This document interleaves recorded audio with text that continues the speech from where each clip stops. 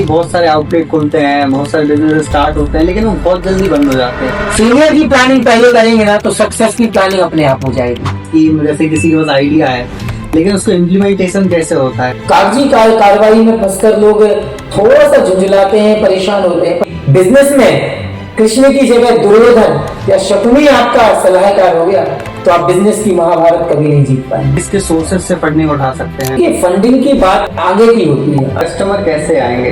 देखिए, कस्टमर लाना मुझे जहां तक लगता है आज के समय में इतना कठिन नहीं है। पूरी दुनिया इन्हीं सोशल नेटवर्किंग साइट पर अपना जीवन व्यतीत कर रही है। दिन के 10 से 12, 13, 14, 15 घंटे आज का युवा, आज का बुजुर्ग, आज की महिला, आज के बच्चे यही बात है। वो कस्टमर को आप जोड़े रखना चाहते हैं तो आपको चाहिए कि आप उसको हर प्रकार से सेटिस्फेक्शन दें। लोग कंपटीशन से भी डरते हैं कि हर फील्ड में इतना कंपटीशन हो रहा है। देखिए, कंपटीशन को हम खत्म नहीं कर सकते। सफलता पाना बहुत आसान है पर सफलता पर बने रहना बहुत मुश्किल है। बहुत से लोग प्लान तो बहुत बढ़िया कर लेते हैं, लेकिन एग्जीक्यूशन में आके फंस जाते हैं। जो उसका एक्चुअल इम्प्लीमेंटेशन करना रहता है वो नहीं कर पाते। देखिए आगे जी, इस समस्या से तो हम स्वयं भी ग्रसित हैं। तो युवा को चाहिए कि वो अगर बिजनेस को सक्सेस करना है ना तो एक्सपेरिमेंट ना करें, परफॉर्मेंस दिखाएं। Most people have idea, but very few take the first right step. Today we have Akash Jain, founder of Sankar Samadhan Fincare, who has actually walked this path from zero to execution. In this episode, we break down how to start business, take your first step, how to understand business, and apart from a theory, but in the real side. If you are serious about starting something of your own, this conversation might change your direction. This is Insight Essence, where ideas turn into clarity. जैसे कि हमारे जैसे newcomers हैं जो वो नया business establish करना चाहते हैं, तो उसकी क्या सिनेरियो होते हैं, आजकल के गवर्नमेंट टूल्स क्या है, लोकल मार्केट क्या है, स्ट्रेटेजी कैसे बनाएं, कि ग्रो कैसे करें और फंडिंग कैसे जुड़ता है, ये सब के बारे में आप बताइए। क्योंकि आप न्यू कमर्स की बात कर रहे हैं तो आज के समय बिजनेस स्टार्ट करना देखा जाए तो बहुत आसान चीज है। कागजी कार्रवाई में फंसकर लोग थोड़ा सा झुंझलाते हैं, परेशान होते हैं, पर देखा जाए तो आज बिजनेस करना इतना आसान है जैसे 2 मिनट मैगी बनाने जितना। क्योंकि गवर्नमेंट ने पोर्टल्स के जरिए रजिस्ट्रेशंस को लेना इतना आसान बना दिया है।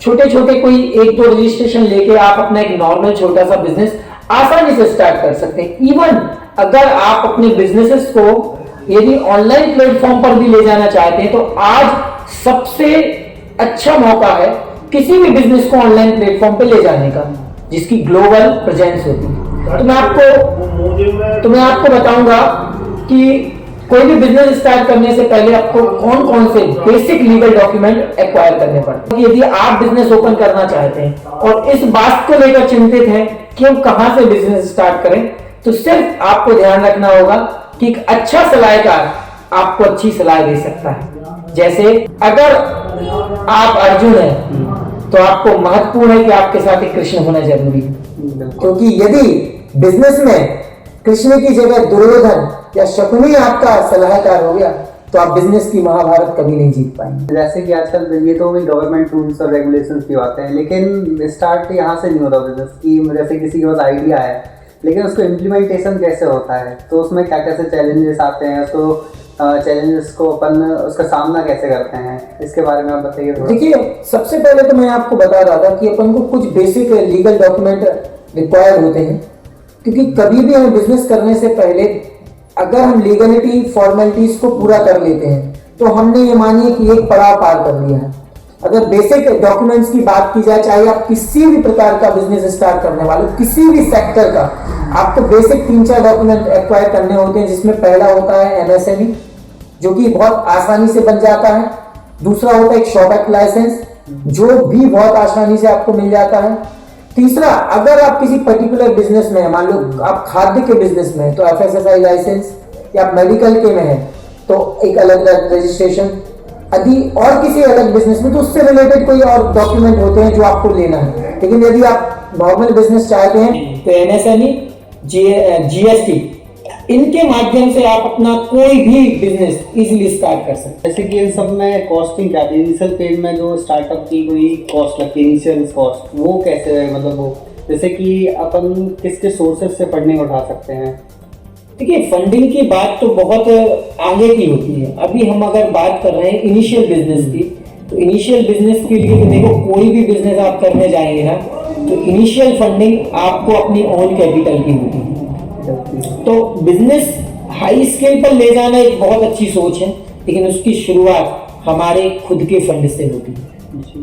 छोटा सा बिजनेस भी आप स्टार्ट करेंगे ना, वो कहते हैं ना कि चलते चलते घुटने भी खड़े हो जाते हैं, पैर बड़े हो जाते हैं। बस ऐसी कुछ बिजनेस के साथ है कि छोटी छोटी जो फंडिंग्स होती है, जो हमारी खुद की बचाई हुई पूंजी होती है, जब हम इनसे बिजनेस स्टार्ट करते हैं, लोगों के पास एक अच्छा प्रपोजल लेके जाते हैं, अगर आपके प्रपोजल में दम है तो आपको इन्वेस्टर हाथों हाथ मिल जाते हैं। और सबसे बड़ा मतलब नए बिजनेस के साथ एक दिक्कत ये भी आती है, कस्टमर कैसे आएंगे?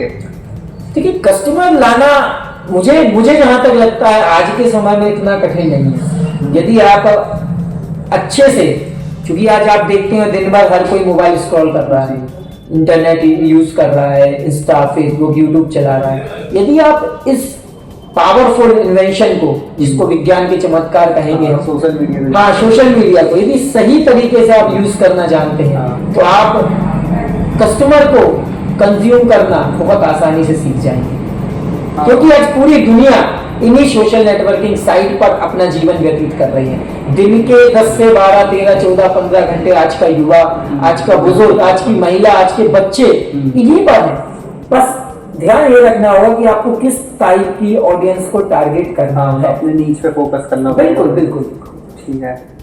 और इसके बाद जैसे कि अपन ने क्लाइंट एक्वायर कर दिया, तो उसको रिटेंशन मेंटेन रहे कि वो अपना रेगुलर कस्टमर कन्वर्ट कैसे करते हैं? देखिए, ये एक बहुत लंबी प्रोसेस है। किसी भी क्लाइंट को रिटेन करना है बहुत कठिन कार्य है। कहते हैं कि सफलता पाना बहुत आसान है, पर सफलता पर बने रहना बहुत मुश्किल है। ये उसी प्रकार है कि आप एक पर्वत पर चढ़े हैं, चढ़ तो गए हैं, और उसको मेंटेन कैसे कर सकते हैं अपनी उसे ऊंचाई को, वो महत्वपूर्ण। बिजनेस भी यही कहता है।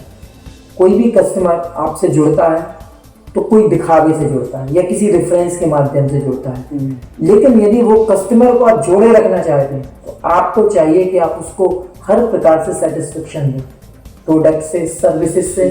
अगर वो आपसे संतुष्ट है, आपकी सेवाओं से, आपके वस्तुओं से, आपकी सर्विसेज से, निश्चित तौर पर वो आपके साथ टिकेगी। और मैंने अभी नए बिजनेस के समय में ये भी देखता हूँ कि लोग कंपटीशन से भी डरते हैं कि हर फील्ड में इतना कंपटीशन हो रहा है। अगर रिटेल का जा रहे हैं, अपन गारमेंट से शॉप करें तो इतना कंपटीशन है, किराने की दुकान खोले तो उसमें कंपटीशन है। तो इसको कैसे कैटर करते हैं कि कंपटीशन का फियर भी खत्म हो जाए और अपन मार्केट में भी उतर जाएं?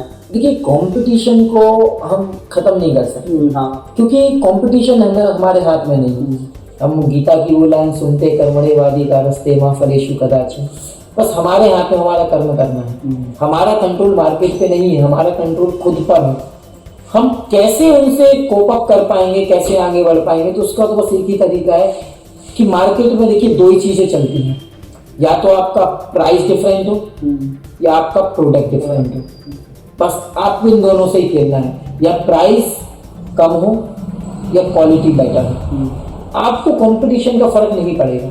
और तीसरी चीज जो है, मैं मानता हूं कि कंपटीशन से आपको कोई चीज बाहर ला सकती है इन दोनों के अलावा, तो वो है आपकी अपनी पर्सनल गुडविल। जो आपका व्यवहार है, जो आपका माउथ पब्लिसिटी है, वो आपको किसी भी कंपटीशन से कभी भी कहीं भी बाहर ला के खड़ा करती है। जैसे कि अभी रिसेंटली बहुत सारे आउटलेट खुलते हैं, बहुत सारे बिजनेस स्टार्ट होते हैं, लेकिन वो बहुत जल्दी बंद हो जाते हैं। वो प्राइस डिफरेंशिएशन भी कर देते हैं, स्ट्रेटेजी भी लगाते हैं, सोशल मीडिया भी प्रेजेंस बना देते हैं, लेकिन 1-2 साल चले और फिर वो गायब हो जाते हैं। उसका कारण हो सकता है कि प्रॉपर प्लानिंग।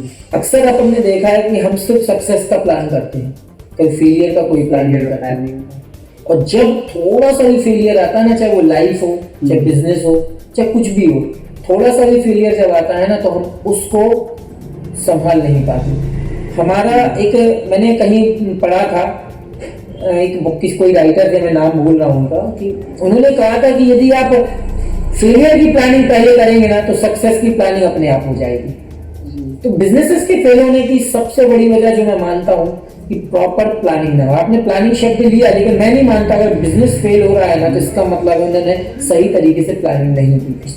प्लानिंग वही सही हो सकती है जो हम सब सक्सेस के साथ फेलियर का भी प्लान रखें। बैकअप प्लान होता है। बिल्कुल बिल्कुल बिल्कुल। लेकिन बहुत से लोगों प्लान तो बहुत बढ़िया कर लेते हैं, लेकिन एग्जीक्यूशन में आके फंस जाते हैं। जो उसका एक्चुअल इम्प्लीमेंटेशन करना रहता है वो नहीं कर पाते। देखिए आगे जी, इस समस्या से तो हम स्वयं भी ग्रसित हैं कि आज के समय आइडिया सबके पास है, हर दूसरा आदमी आपको आइडिया लिए घूम रहा है, लेकिन एग्जीक्यूशन करना मतलब ये समझो कि वो आम के पेड़ के बीच के लगाने बराबर है, इसका इंतजार सदियों करना पड़ता है। अगर एग्जीक्यूशन की बात करें तो उसका सबसे बड़ा कारण जो मैं मानता हूँ आज के समय, वो है आपके पास एक अच्छी टीम का अभाव। कोई भी व्यापार आप अकेले नहीं चला सकते, बिल्कुल, चाहे वो किसी भी प्रकार का हो, आपको एक प्रॉपर टीम चाहिए। अगर एक टीम नहीं होगी तो आप आगे नहीं बढ़ सकते। आप चालू कर लोगे लेकिन कैसे बढ़ाओगे? मैं आपको बता दूं, बिजनेस के 7 हॉर्सेस होते हैं, जिसमें आप फाइनेंस, मार्केटिंग, R&D, अकाउंट्स और HR, सेल्स, मार्केटिंग, ऐसे करके 7 हॉर्सेस होते हैं। अब आप ये सोचिए, चैरियट में जब 7 हॉर्सेस हैं तो आप किस किस को कंट्रोल करोगे? आप अकेले, अगर अकेले इन 7 घोड़ों की घुड़सवारी करोगे तो कोई ना कोई घोड़ा आपको पटक देगा। अगर आप चाहते हैं 7 घोड़े हमारे कंट्रोल में रहे तो सबके ऊपर एक एक घुड़सवार होना चाहिए, सबका काम डेलीगेट होना चाहिए, मतलब सबके पास अपनी ओन रिस्पॉन्सिबिलिटी टाइम पे सबके पास अलग होना चाहिए। तो ये तभी पॉसिबल है जब आपके पास एक प्रॉपर टीम होगी, और टीम भी हो जो डेडिकेटेड हो, जिनके एक सेंट्रलाइज लक्ष्य हो, एक विजन मिशन सेम हो, सेम अलाइनमेंट रहता है। अगर टीम भी बना लिया आपने लेकिन मिशन और विजन सबके अलग अलग है तो भी वो घोड़े मतलब ये समझो कहीं ना कहीं लड़खड़ा जाएंगे, वो गिरा देंगे, वो स्वयं गिर जाएंगे, तो आपका पूरा बिजनेस सेटअप फ्लॉप हो जाएगा। यही कारण है कि आज आइडिया होने के बाद भी कोई भी बिजनेस सक्सेस नहीं हो पाती। और एक चीज और बताऊं मैं आपको, एक और चीज, मतलब मैं जो एक्चुअली में मैं स्वयं एक कंसल्टेंट हूँ, चार्टर्ड अकाउंटेंट और एडवोकेट, तो मैंने पर्सनल प्रैक्टिस में फील किया है कि भारत में अगर युवाओं की बात करें तो आज का जो युवा है वो बिजनेस करना चाहता है, बहुत बड़े बड़े सपने देखता है, बहुत बड़े ख्वाब देखता है, ये करेंगे वो करेंगे, लेकिन फिर भी आगे नहीं बढ़ पाता। उसका एक कारण जो मैंने पर्सनली फील किया, जो मैं सबको सजेस्ट करता हूँ, व्यक्ति आता है जब हमारे ऑफिस में तो बोलता है भैया हमें बिजनेस करना है और ये रजिस्ट्रेशन वो रजिस्ट्रेशन बस वो, लेकिन जब अपन उसको सही सलाह देने जाऊँ कि भाई अगर तुम ये कार्य करने वाले हो तो इसके साथ ये भी चीज को आप करोगे तो आप सही हो, नहीं वो उसका कहना रहता नहीं, जब मेरा व्यापार चलने लगेगा तब हमें फलानी चीज लेंगे, तब हम ये फलानी कंप्लायंसेस को फॉलो करेंगे, अभी नहीं, अभी तो बस आप इतना कर दो। जबकि यूरोपियन कंट्रीज में, अमेरिकन कल्चर में व्यक्ति बिजनेस बाद में शुरू करता है, पहले अपने बिजनेस को प्रोटेक्ट करता है डिफरेंट टाइप्स ऑफ सर्टिफिकेशन और लॉ, ट्रेडमार्क सब लेके पहले कंपलसरी वो सारे रजिस्ट्रेशन एक्वायर करेगा, उसके बाद बिजनेस शुरू करता है। और हमारे उल्टा चलता है, पहले बिजनेस करेंगे, सक्सेस हो गया तो सब लेंगे।